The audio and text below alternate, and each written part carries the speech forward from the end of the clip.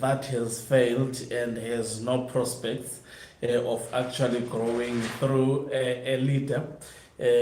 Look at what they do, especially on the birthday celebration of that leader, and how they hero worship the leader who is absolutely doing nothing. And he is hero worshipped not by the majority of the people, but by all those around him who are looting, living an extravagant life.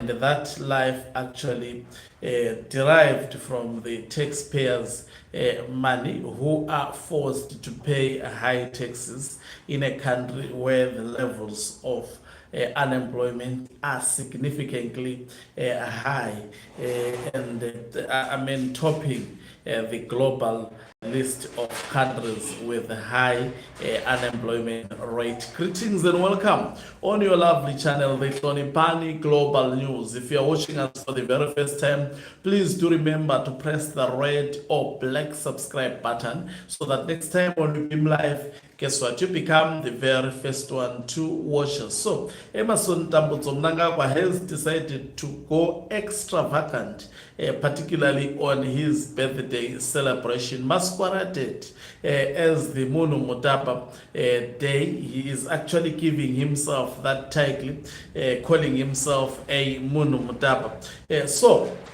now going into this particular day, you can see yesterday there was, I think, artists were performing throughout all the night, and they are going to be paid through taxpayers' money. And not only that, today, we are seeing also a lot of money is being flushed out. Youths are lured through fried chicken. We know that life is quite hard, especially for a youth of Zimbabwe. There are high levels of unemployment. Youths are not employed. They spend their time, some of them are resorting to take drugs, all because of a government that does not prioritize youth actually development related programs. And you can see even the way they have decorated the venue in Zushabane, whereby Mnangagwa would actually be opening some flats complex. This is mediocre.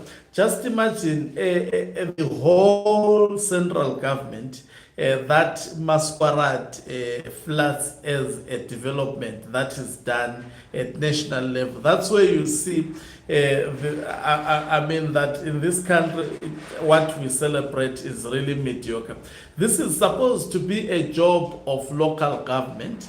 It is supposed to be a mayor who opens such buildings. You would never see a president of a normal developing country on that matter, not even developed countries, opening such a complex which will house, I think they were saying it will house about 100 people, if not 1,000 families. That is insignificant. It's an insignificant development to be paraded, especially by the whole president.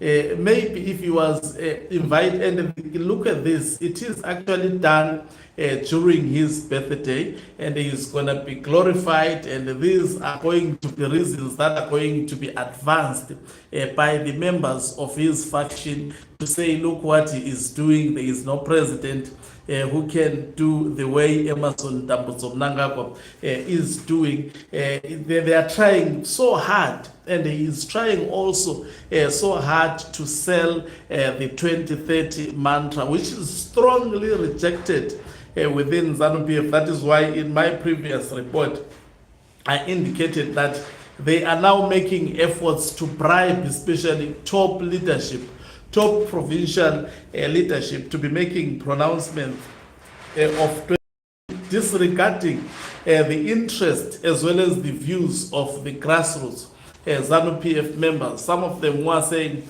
no, we don't want 2030. 2030 is not in the best interest of the country, and it's not in the best interest of even the constitution of the land. It's an unconstitutional chant that is allowed by Mnangagwa to go on, all because the man is desperate to stay in power. He he has been eating. This little development that is supposed to be done by local governments are crippled by the very Emerson Mnangagwa regime. They are sabotaged. For example, Bulawayo province, I think the last time they delayed approving the budget of Bulawayo province with about I was counting, it was more than 6 months. This is how they are sabotaging the local government, local authorities, so that they actually say the local authorities are not functioning very, very well, especially under opposition. And this is done by this mentally challenged Daniel Kaur, who is busy. Instead, I mean, that ministry is useless. Anywhere in the world, you would not hear that there is that kind of a ministry.